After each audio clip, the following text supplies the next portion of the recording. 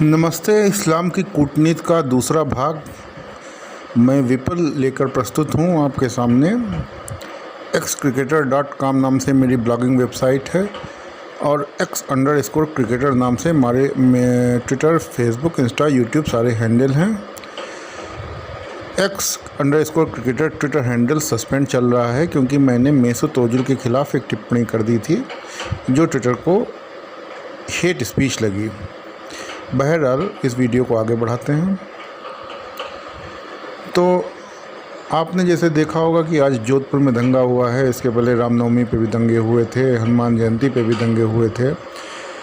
इसके पहले हिजाब को लेकर कुछ विवाद उठा था। जुमे की नमाज के बाद में कश्मीर में कुछ हिंसक घटनाएं होती रहती हैं, काफ़ी चीज़ें हैं। तो इनको लेके मैं कुछ कहना चाहता हूं। तो शुरुआत मैं यहां से करूंगा, हालांकि हो सकता है कि इसके बाद मेरा यूट्यूब चैनल भी सस्पेंड कर दिया जाए।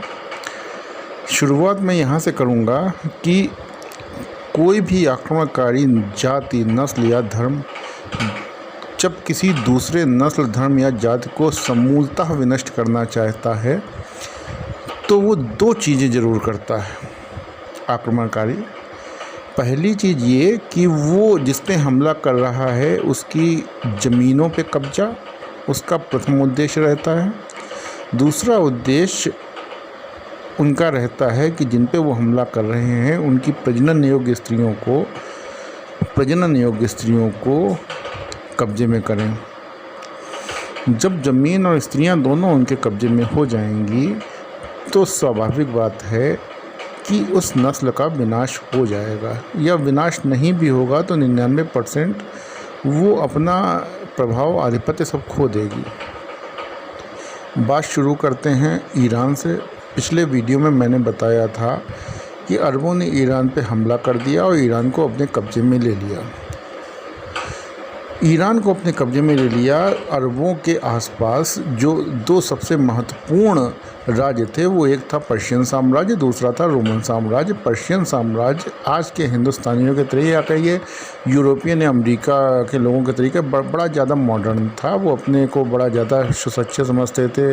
टेक्नोलॉजी भी उनके पास थी, पढ़ने लिखने में आगे थे, महिलाएँ भी पढ़ती लिखती थीं और जनसंख्या नियंत्रण पे उनका ध्यान बहुत था कि भाई जनसंख्या कम करेंगे तो हमारा जो देश है इसके लोग अच्छी तरीके से जीवन यापन करेंगे।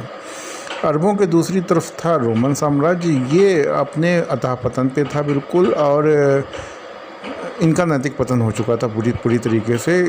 ईसाई धर्म पनप चुका था। यहूदियों के साथ अत्याचार न केवल मुस्लिमों ने किया बल्कि ईसाइयों ने भी कम नहीं किया, और ईसाई भी अपने समय में मुस्लिमों से ज़्यादा आतंकी रहे हैं। जिंदा जला देते थे अपने जो धर्म नहीं मानता था उनको। और इस्लाम धर्म शुरू में ख़राब नहीं था, ये बहुत सरल धर्म था, बहुत ज़्यादा सरल धर्म था। और ये निवृत्ति मार्ग को प्रोत्साहन नहीं देता था कि मतलब आप संसार छोड़ के आप पूजा पाठ में चले जाएं। ये प्रवृत्ति मार्ग की तरफ था। तो ये सरल था, लोगों को समझ में आ रहा था। पर्शिया पे इन लोगों ने हमला किया। हम केवल पर्शिया की बात आज करेंगे। पर्शिया पे हमला किया अरबों ने, और वहाँ के जो अरबों ने हमला किया वो बड़े सरल थे। बल्कि उनका खलीफा जो ईरान जीत के गया था उसके पास केवल एक ऊँट था, कुछ बर्तन थे और कुछ खजूर थे, और वो अपने सैनिकों के साथ बैठ के खाना खाता था। तो बड़ा सरल था, सरलता भाई लोगों को। पर्शिया पे जब अरबों ने हमला किया तो पर्शिया का इतिहास इस्लाम के बढ़ने का, तलवार का इतिहास नहीं है जैसा भारत में हुआ। वहाँ पे शांतिपूर्वक सब कुछ हुआ। क्या हुआ कि पर्शिया में अरबों ने हमला किया और वहाँ के लोग हार गए। अब वो लोग आराम तलब थे ही, पढ़ने लिखने में ज़्यादा थे, लड़ाई में कम थे उस समय। तो इन्होंने जो अरबों ने जो इस्लाम के अनुयायी थे इन्होंने जीता। उसके बाद में शासन उन्होंने ले लिया और उन्होंने शर्त रख दी कि शासन में, सरकारी नौकरी में केवल वही रहेंगे जो इस्लाम अपना लेंगे। दूसरी बात उन्होंने ये की कि एक आदमी को 9 शादियों तक के करने की इजाज़त दी, जिससे उनका संख्या बढ़ सके इस्लाम के अनुयायियों की। पारसी धर्म मानने वाले धीरे धीरे वहाँ से कम होते चले गए, कुछ भारत में भी आए थे। 100 साल के अंदर ऐसा हुआ, मात्र 100 साल के अंदर ऐसा हुआ कि जो ईरान था, जो पारसियों का मूल देश था, जो पर्शिया था, वहाँ की कुल जनसंख्या में मेरे ख्याल से 712 या 14 में शायद ईरान पे हमला किया है इन्होंने। और नहीं 712-14 नहीं, कुछ ज़्यादा है, एग्जैक्ट नहीं मैं किताब देख के बता पाऊँगा। लेकिन 100 साल के अंदर ही ईरान में मुस्लिमों की आबादी 90% हो गई थी और 10% पारसियों की आबादी बची थी। तो ये सिस्टमेटिक तरीके से हुआ था, पूरी तरीके से। लालच दिया गया सरकारी नौकरियों का, लालच दिया गया ज़मीनों का, और उसके अलावा इन्होंने अरबों ने अपनी संतानोत्पत्ति में कसर नहीं छोड़ी। और ये फैक्ट बात है, आप पढ़ सकते हैं इतिहास की किताबों में, ईरान की इतिहास किताबों में। मैं यहाँ बैठ के हवाबाजी नहीं करता हूँ, आप पढ़िए ईरान का इतिहास, आपको जानकारी हो जाएगी।